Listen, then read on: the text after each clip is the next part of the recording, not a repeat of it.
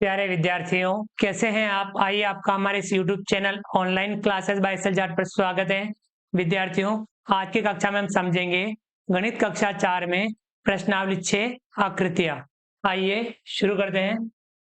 पहला, नीचे दी गई आकृतियों को खोलने पर कैसे दिखेगी? आकृति है, ये किस प्रकार से दिखेगी? देखिए, ये है घन, ये है घनाभ। पहले हम घन को खोलते हैं। घन किस प्रकार से दिखेगा? इस घन को यदि हम खोलते हैं तो घन में 6 वर्ग होते हैं, एक जैसे, आगे पीछे दाएं बाएं ऊपर नीचे, यानी 6 वर्ग समान आकार के होते हैं।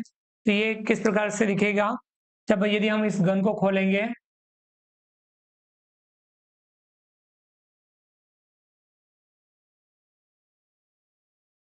घन की आकृति जो दिखेगी इस प्रकार से।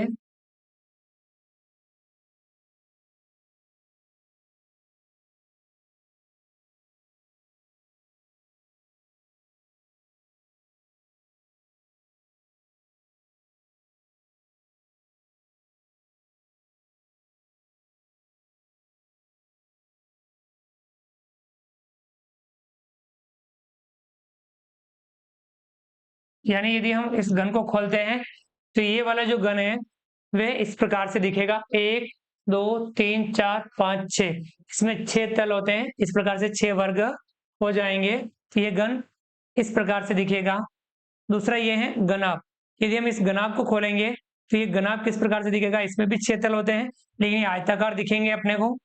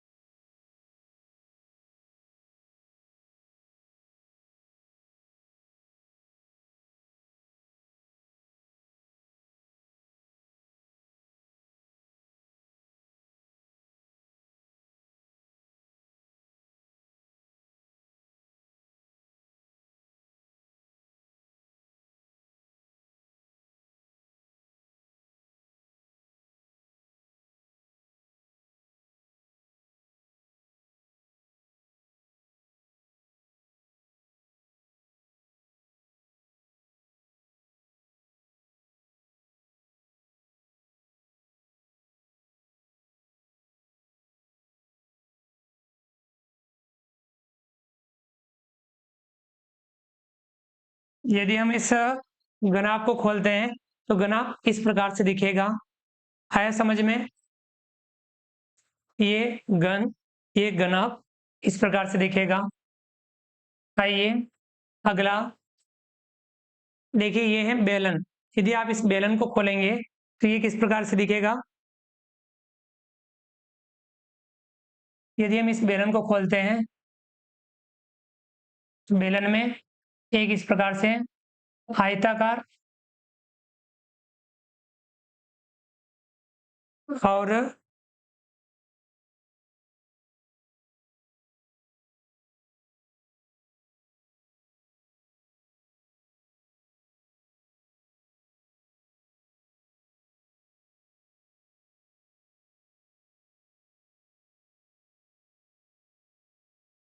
ये इस प्रकार से जो बेलन है वह इस प्रकार से दिखेगा। इसमें दोनों साइड में अपने को वृत्त दिखेंगे और ये यदि हम इसको खोलते हैं तो ये एक आयताकार दिखेगा। आया समझ में? अगला है, ये है शंकु। अब यदि हम इस शंकु को खोलते हैं तो ये किस प्रकार से दिखेगा? देखिए,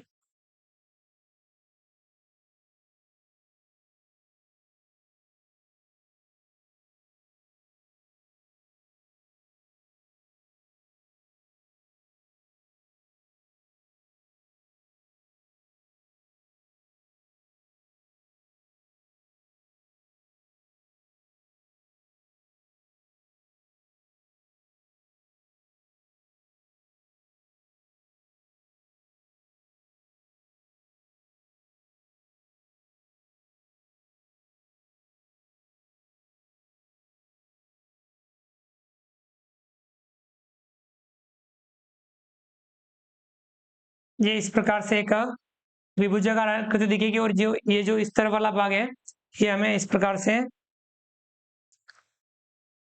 वृत्त दिखेगा।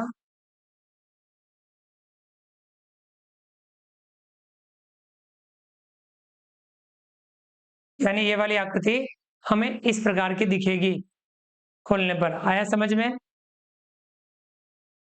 तो इस प्रकार से ये आकृतियों को हम खोलते हैं तो ये त्रिविमी आकृति हैं, इनको खोलने पर ये इस प्रकार की दिखेगी। नेट अथवा जाल, ये देखिए ये नेट और जाल ये किसका है? तो देखेंगे 1 2 3 4 5 6 वर्ग हैं, तो ये नेट ये अर्थात जाल ये किसका है? ये है गण का। ये किसका है? गण का।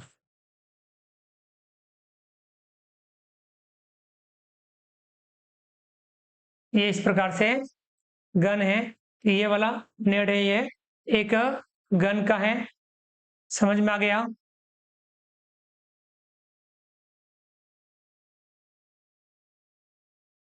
अगला है दूसरा, वृत्त के चित्र को देखकर निम्न के नाम लिखिए।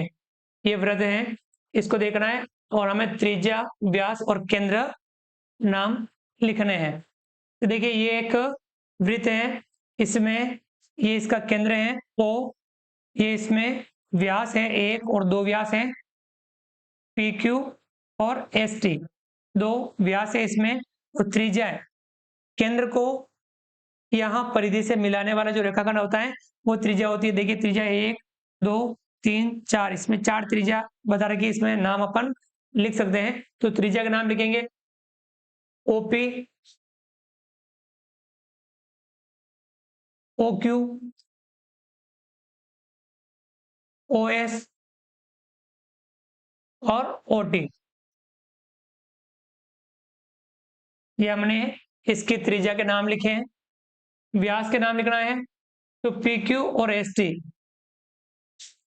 PQ ST। केंद्र, केंद्र का नाम लिखना है तो केंद्र का नाम है इसमें O। है समझ में? त्रिज्या, व्यास और केंद्र हमने इस वृत्त में पहचान की और इनके नाम लिखे।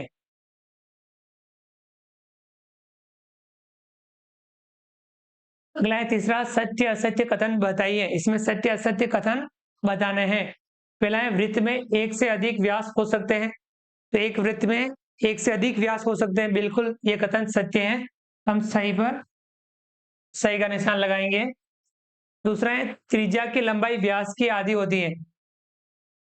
त्रिज्या की जो लंबाई है वो व्यास की आधी होती है। व्यास, एक व्यास में 2 त्रिज्या होती है, त्रिज्या की लंबाई व्यास की आधी होती है, ये कथन भी सत्य है।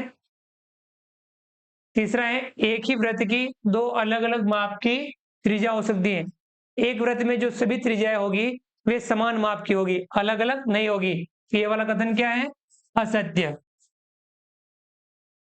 चौथा है वृत्त का व्यास सदैव केंद्र से गुजरता है। बिल्कुल वृत्त का जो व्यास होता है वह सदैव केंद्र से गुजरता है, ये कथन सत्य है। आया समझ में?